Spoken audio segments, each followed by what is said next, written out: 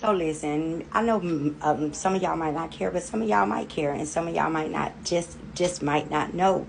So this is why it's important for us to have a conversation about it.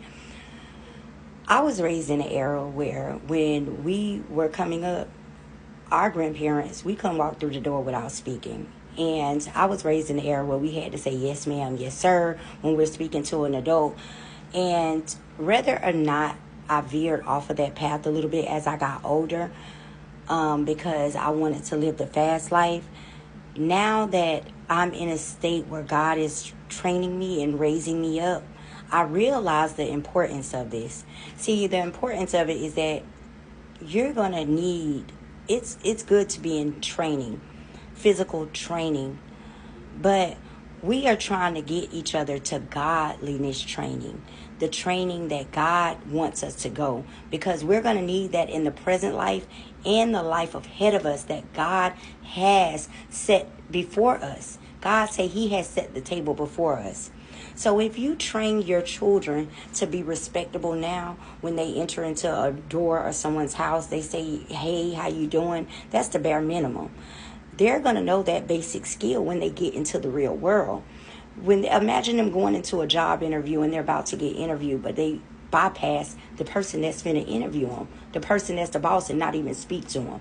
They're not going to get hired. So if you don't teach kids the basic trainings of how to respect people and how to be respectable when they enter into somewhere, it's going to follow them. Imagine going to the kingdom of heaven. Just imagine it. Imagine walking through the kingdom doors and not saying, hey, God, hey, Father, how you doing? Direct the child in the way that they should go, and they will never depart from it. That's what Proverbs 22 says. And it's true. Direct the child in the way that they should go, and they will never depart from it. You always wonder, wherever we got trained, even if it was wrong, we can retrain somebody to do something right. You don't have to sit here and think about it in a big thing. If you train kids to talk back and be gossipers or talk badly or talk down on somebody, that's what they're going to do in the real world. They're going to take that behavior out to the real world. So you want to train a child up in the way that they should go so they can carry that on in their present life and in the life to come. See, I'm knowing my kids are going to make it into the kingdom of heaven. I'm knowing that.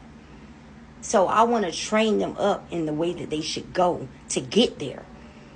And I know what it takes. Because in the beginning, I did not know what it took to get there. I know you have to be respectable. I know it's not an easy journey. I know it's hard. I know the devil going to come with temptation. I know he going to make you feel mad and angry and upset.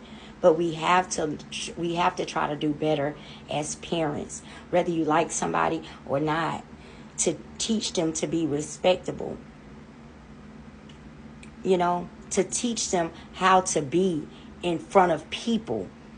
Because this is a cruel world out here. This world ain't nothing nice.